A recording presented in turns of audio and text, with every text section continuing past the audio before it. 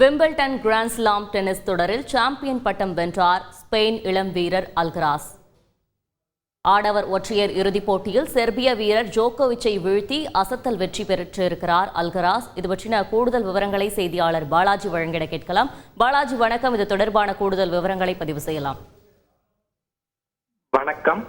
Wimbledon grand slam tennis தொடரில் ஸ்பெயினை சேர்ந்த 21 வயது இளம் வீரர் கார்லோஸ் அல்கராஸ் சாம்பியன் பட்டம் வென்று சாதனை படைத்துள்ளார். விம்பிள்டன் டென்னிஸ் தொடர் லண்டன் நகரில் நடைபெற்றது. இந்த தொடரின் ஆடவர் ஒற்றையர் பிரிவு இறுதிப் போட்டியில் செர்பியாவை சேர்ந்த முன்னணி வீரர் நோவாக் ஜோகோவிச்சும் ஸ்பெயின் வீரர் கார்லோஸ் அல்கராஸும் மோதினர். மிகுந்த ரசிகர்களின் எதிர்பார்ப்பு மத்தியில் இந்த போட்டி நடைபெற்ற சூழலில் போட்டியின் முதல் செட்டை 6-2 என்ற புள்ளிகள் கணக்கில் அல்கராஸ் வென்றார். தொடர்ந்து இரண்டாவது செட்டிலும் அல்கராஸ் தன் முழு ஆதிக்கம் செலுத்தினார். இரண்டாவது செட்டையும் 6-2 என்ற கணக்கில் அல்கராஸ் கைப்பற்றினார். இதனை அடுத்து மூன்றாவது செட் விறுவிறுப்பாக நடைபெற்றது. இந்த மூன்றாவது செட்டில் இரு வீரர்களும் மாறி மாறி புள்ளிகளை குவித்தனர். இதனால் மூன்றாவது செட்டில் அனல் பறந்தது.